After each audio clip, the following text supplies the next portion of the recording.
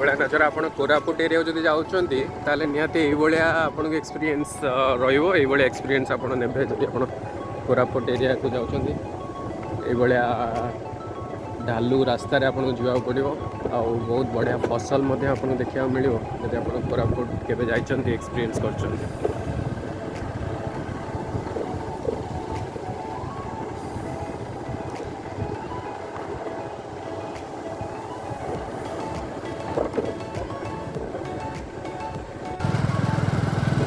देखो पहाड़ के पाखे आम जाऊँ दुई साइड के घंच जंगल अच्छी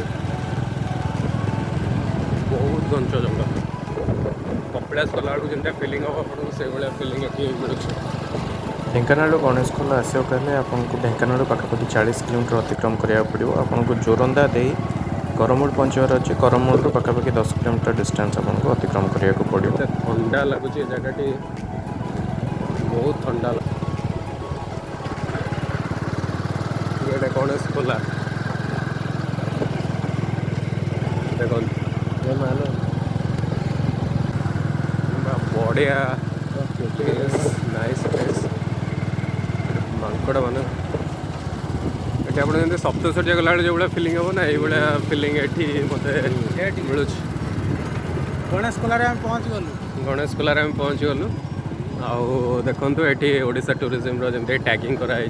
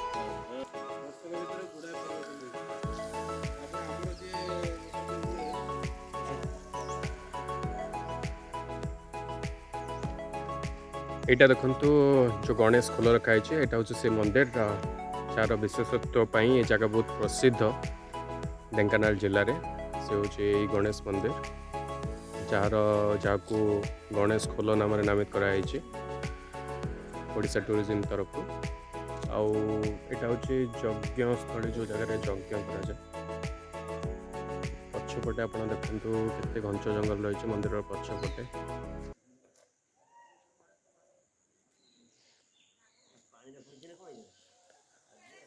मकर संक्रांति टाइम रे स्पेशली अधिका गहली करा जाए गहली हुए जगह रे।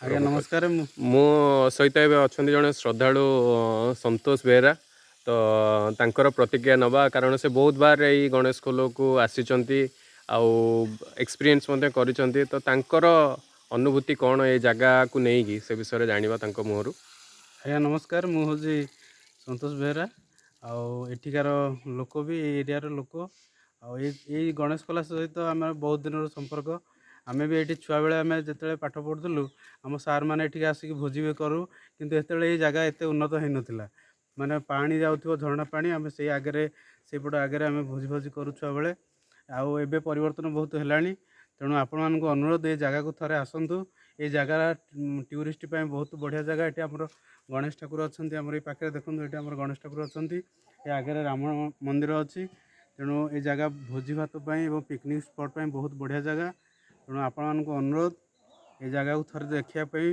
और बुलायापी आसतु पिकनिक करने जब चाहूँ भी ये जगह बहुत बहुत बहुत बढ़िया जगह और शांत परिवेश भितर प्राकृतिक दृश्य आपण माने देखा पाइपर ये जगह बहुत बढ़िया लगुच आउ कौन अधिक कह आप आसिले निश्चय देखिपारे। धन्यवाद।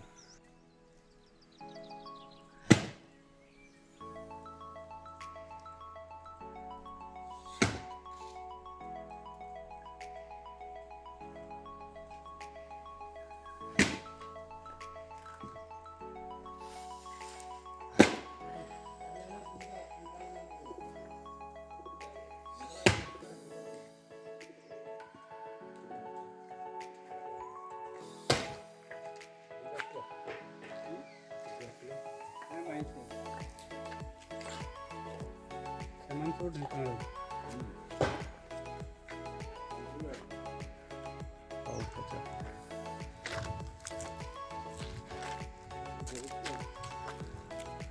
तो देखो ये हूँ जंगल नजारा पछपटे बैकग्राउंड आप देखते केते घंच जंगल अच्छे से भर देखिए झरणा बहुत आम देखा ऊपर जाए देखा कौ जगार से झरणाटा बहुत चलो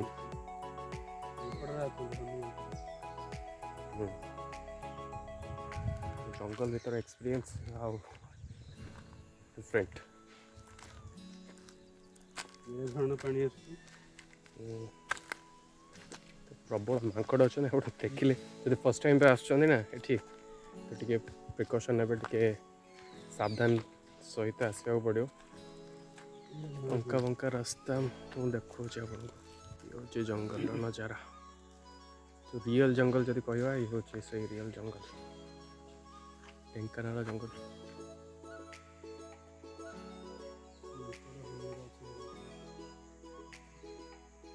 ये देखो यहाँ हूँ झरणा बहुत की जाऊँ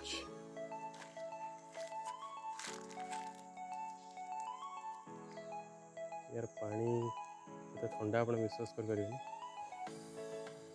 विभिन्न जंतु मैंने सरीसृप मैंने माने पक्षर बैकग्राउंड जना पड़े घंच अच्छे यहाँ हूँ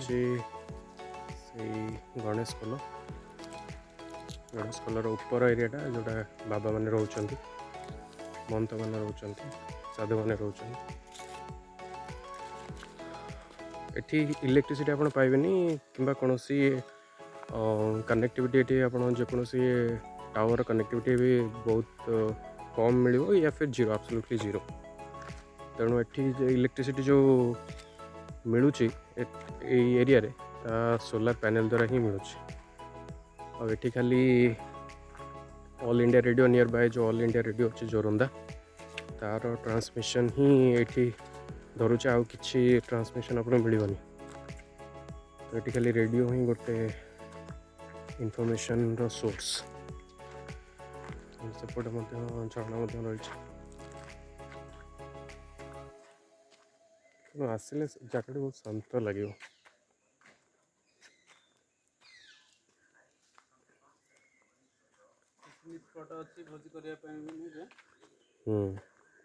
तो ये देखो काठ चिरा थुआई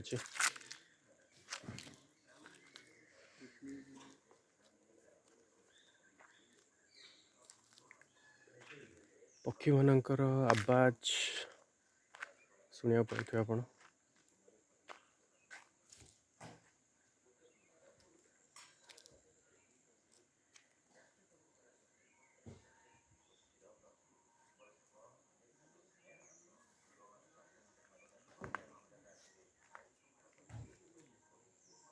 ये बाबा मैंने यही जगह रुहति पाखापाखि 10 जन बाबा ये अच्छा 10 ରୁ 12 जन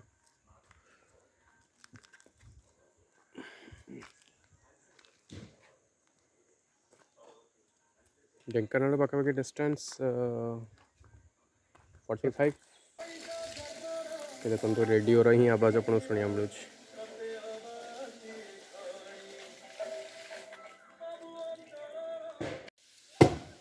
बाबा जो ये गणेश खोल ढेंकानाल गोटे प्रसिद्ध तीर्थस्थान हिसाब से गणा तो से विषय कौन कौन यहाँ प्रसिद्ध आशा टूरिज्म एमती जमी आम टैग देखुचु गणेश खोल ओडिशा टूरिज्म तरह टैगिंग कराई तो ता विषय कौन कहे गणेश खोलर जो विशेषत्व रही से विषय आमर ये गणेश ठाकुर थी फुल पहाड़टा ना हूँ अशोकला पर्वत लोक मुखर अशिखला बोली केते कहते किंतु यार प्रकृत नाम हूँ अशोकला पर्वत यही खोल पर्वत घेरा भितर ये जो खोलटे सिद्ध गणेश थी यही नामर जगार नाम हूँ गणेश खोल बर्तमान जो आम बस कथा हो ये है आश्रम महावीर आश्रम ये बहु काल रामानंदी सन्थ रहीकि आश्रम प्रतिष्ठा कर गणेश सेवा पूजा कर कालक्रम धीरे धीरे ये सब बहु जंगल थिला एबे बर्तमान जो रास्ता देखुचे जहाँ देखुचे ये सब एबे नूतन सब तेणु गणेशंकर ये ଅନେକ ଅଲୌକିକ ମହିମା ରହିଛି। ଏବେ ସିନା ରାସ୍ତା ଆପଣ ଦେଖୁଛନ୍ତି, ୟା 10 ବର୍ଷ ତଳେ କିଛି ରାସ୍ତା ନଥିଲା। ଏ ଜାଗା 1131 ଖ୍ରୀଷ୍ଟାବ୍ଦରୁ ବିଦ୍ୟାଧର ହରିସିଂହ ରଜା ଗଣେଶକୁ ସ୍ଥାପନ କରିଥିଲେ। ଆସି ମଧ୍ୟ କିଛି ଜମି ମଧ୍ୟ ବ୍ୟବସ୍ଥା ବି ସୀତାରାମ ସବୁ କରିଥିଲେ। ଆଉ ଗଣେଶ ଠାକୁର ବି ଦେବତାର ଅନ୍ତର୍ଭୁକ୍ତ। ତେଣୁ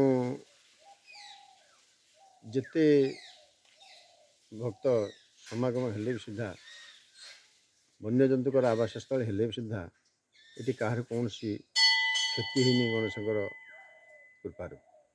ଆଉ ଯିଏ କୌଣସି ମାନସିକ କରିଥାନ୍ତି, କେଉଁ ପିଲାର କଥା ପାଟି ଫିଟୁନି, ଆଉ କାହାର କେଉଁ ଭଳିଆ କାମନା, ଏ ସମସ୍ତଙ୍କର ପୂର୍ତ୍ତି କରୁଛନ୍ତି ସିଦ୍ଧି ଗଣେଶ। ଏଇଠି ଆମର ଯେଉଁ ମହାତ୍ମା ଆଶ୍ରମ ବନାଇଥିଲେ, ତାଙ୍କ ନାଁ ସ୍ୱର୍ଗତ ଶ୍ରୀ ଶ୍ରୀ 108 ଶ୍ରୀ ଗୋବର୍ଦ୍ଧନ ଦାସ ମହାରାଜ। ଆମେ ତାଙ୍କ କୃପାପାତ୍ର ମହନ୍ତ ଶ୍ରୀ ବନବିହାର ଦାସ। ତେଣୁ ଆମର ରହିଲା ପରେ ଆମର ଏଇଠି ରହିବା ହେଇଗଲାଣି ପ୍ରାୟ ଦୀର୍ଘ 40 ବର୍ଷ ପରେ। ଆମେ ବି ଗଛମୂଳେ ରହିକି ଆଶ୍ରମ ପ୍ରତିଷ୍ଠା ପୁନରୁଦ୍ଧାର କରାହେଇଥିଲା। ଏଇ ଯେଉଁ ରାମ ମନ୍ଦିର ଦେଖୁଛନ୍ତି, ଆମେ ଏଇ ସବୁ ଭିକ୍ଷାରେ କିଣା ଏଇ ମନ୍ଦିରକୁ ପ୍ରତିଷ୍ଠା କରାଯାଇଛି, ହନୁମାନ ମନ୍ଦିର। ଆଉ ଏଠି ଅଖଣ୍ଡ ଧୂନି ମନ୍ଦିର। ଆଉ ଯେଉଁ ଦେଖିଲେ, ଯେଉଁ ଜଳ ସ୍ରୋତ ଦେଖିଲେ, କିଆଝର, ଯିଏକି ଖରା ବର୍ଷା ସଦା ଅଖଣ୍ଡ ଝରଣା ବହି ଆସୁଛି। ତେଣୁ ଏଠିର ବିଶେଷତ୍ୱ, ଯେତେ ଖରା ହେଲେ, ଯେତେ ଯାହା ହେଲେ ପାହାଡ଼ ଉପରେ ମା ଗଙ୍ଗାଙ୍କର ଆବିର୍ଭାବ ହୋଇଛି। ଆଉ ଧୂନି, ଅଖଣ୍ଡ ଧୂନି ସବୁ ତାର ସାଧୁର ମୁଖ୍ୟ ଜିନିଷ ହେଲା ଧୂନି, ପାଣି। ଏଇ ଦୁଇଟା ଯଦି ତା ପାଖରେ ଅଛି, ତାର କୌଣସି ଆବଶ୍ୟକତା ନାହିଁ। ତେଣୁ ଅଧିକ ସାର କ'ଣ ମିଳିଲେ ଭଲ, ନ ମିଳିଲେ ବି ଆହୁରି ଭଲ, କିଛି ଅସୁବିଧା ନାହିଁ। ମୋଟାମୋଟି କଥା, ପାଣି ପବନ ଲାଗି ଦେହ ଏଠୁ ଅଧିକ ଥିଲେ। ତେଣୁ ୟାର ବ୍ୟତୀତ, ପଞ୍ଚଭୂତ ବ୍ୟତୀତ ମଣିଷ ବଞ୍ଚିପାରେନି। ତେଣୁ ଏଇ ଦୁଇଟା ଯେହେତୁ ଆମ ପାଖରେ ମୁଖ୍ୟ ଅଛି, ଆମେ ବହୁତ ଆନନ୍ଦିତ ସନ୍ତୋଷ ହେଉଛୁ। ଆମର ଏଠି ଗୋମାତା ବି ଅଛନ୍ତି, ଗୋଶାଳା ବି ଅଛି। ଆଉ ତାପରେ ରାସ୍ତାଘାଟ ନଥିଲା, ଏବେ ତ ରାସ୍ତାଘାଟ ହେଇଛି। ଲାଇନ୍ର ବ୍ୟବସ୍ଥା ବି କିଛି ନଥିଲା। ଏଠି ସୋଲାର ଆମର ସୀତାରାମ ବ୍ୟବସ୍ଥା କରାହେଇଛି। ଆଉ ପର୍ଯ୍ୟଟନ ସ୍ଥଳୀରେ ଇଏ ମାନ୍ୟତା ନ ପାଇଛି ଯଦି, କିନ୍ତୁ ପର୍ଯ୍ୟଟନ ଓଡ଼ିଶା ସରକାରଙ୍କର ଇଏ ପୋଷ୍ଟର ମରା ହେଇଛି, ମାନେ ପର୍ଯ୍ୟଟନ ସ୍ଥଳୀ ବୋଲି। ଆଗକୁ ଏଇଟା ହେବାର କାର୍ଯ୍ୟକ୍ରମ ଅଛି। ସରକାରଙ୍କର ଧୀରେ ଧୀରେ ଦୃଷ୍ଟି ପଡ଼ିକି ଏ କ୍ଷେତ୍ର ଉନ୍ନତି ହେଉଛି। ୟା ପରେ ପରେ ଏ କ୍ଷେତ୍ରରେ ମଧ୍ୟ ବହୁତ ଔଷଧୀୟ ବୃକ୍ଷ ଭରପୁର, ଯେଉଁଟା ଅନେଇଦେବ ସବୁ ଔଷଧୀୟ ବୃକ୍ଷ। ତେଣୁ ଏହା ପାଣି ପବନ ଭିତରେ ଆପଣ ଯଦି ଅତିବାହିତ କରିବେ, ୟା ଭିତରକୁ ଆସିଲା ମାନେ ସତ୍ୟପ୍ରଭୁତ ଗୋଟେ ଆଧ୍ୟାତ୍ମିକ ଚେତନା ସୃଷ୍ଟି ହେବ। ଗୋଟେ ନାସ୍ତିକ ଆପେ ଆପେ ଆସ୍ତିକ ଭଳିଆ ତାକୁ ଭାବନା ଦେଖାଯିବ। କାରଣ କ୍ଷେତ୍ର ମହିମା ସେୟା, ଏ ପାଣି ପବନ ମହିମା ସେୟା। ତେଣୁ ମୋଟାମୋଟି ଏଠି ଯିଏ ଆସିବ, କୌଣସି ନେଟ୍ ରହିବନି, କୌଣସି ମୋବାଇଲ କାହାର କିଛି କାମ କରିବନି, ବାହ୍ୟ ଜଗତ ଫୁଲ୍ ବିଚ୍ଛିନ୍ନ। ତେଣୁ ସନ୍ଧ୍ୟା ହେଲେ ଏଠି କୌଣସି ଭକ୍ତମାନଙ୍କ ଆତଜାତ ହୁଏ ନାହିଁ। ତେଣୁ ଯିଏ ରହିବେ ଏଠି କେବଳ ଭଗବତ କୃପା ବ୍ୟତୀତ ସେକେଣ୍ଡ ଯିଏ ଚିନ୍ତା କରେ ତାଙ୍କ ପାଇଁ ଦୁଃଖ। ତେଣୁ ମୋଟାମୋଟି କଥା, ଇଏ ହେଲା ତପସ୍ୟା ଭୂମି, ସନ୍ଥମାନଙ୍କର ତପସ୍ୟା ଭୂମି। ଏଇ କ୍ଷେତ୍ରରେ ଯେଉଁମାନେ ରହିବେ ତାଙ୍କୁ ବହୁତ ଆନନ୍ଦ ହେବ, ଆନନ୍ଦ ପାଉଛନ୍ତି ମଧ୍ୟ। ବହୁ ଆଡ଼େ ଭକ୍ତ ମଧ୍ୟ ଆସିକି ରାତ୍ରି ଯାପନ ମଧ୍ୟ କରୁଛନ୍ତି। ରାତ୍ରି ଯାପନ ପାଇଁ ଆମର ଏଠି ଭକ୍ତମାନଙ୍କ ଦାନରେ ଗୋଟିଏ ବିଶ୍ରାମ ଘର ବି ବନା ହେଇଛି। ଆଉ କେତେକ କାମ ତ ଅଛି ବାକି, ସେ ଧୀରେ ଧୀରେ ହେଉଛି, ଅଗ୍ରଗତି ହେବ। ସରକାର ଦୃଷ୍ଟି ଆଉ ଟିକେ ପଡ଼ିଲେ ଆଉ ଟିକେ ଭଲ ହେବ ଆଉ।